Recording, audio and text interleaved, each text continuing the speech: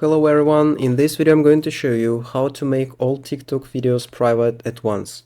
Actually, it's very easy and quick, but you need to watch this video until the end so we won't skip any important step. So first of all, you need to open your TikTok application, and then at the bottom right corner you need to click on your profile icon. After that, in this interface at the top right corner you need to click on the three lines, and then the last option, settings and privacy. Then you need to scroll down until you'll find support and about section.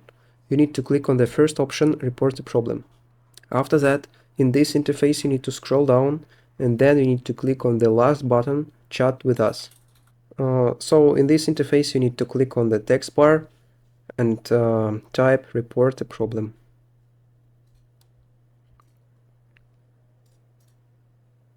After that you need to click on the gray button, submit a ticket, and then here you need to describe your problem. For example, I want to make all of my videos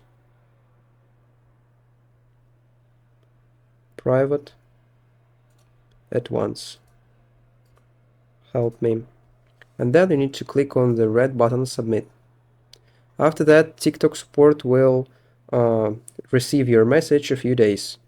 And that's how to make all TikTok videos private at once. If you found this video useful, leave a like and subscribe to the channel. Thank you.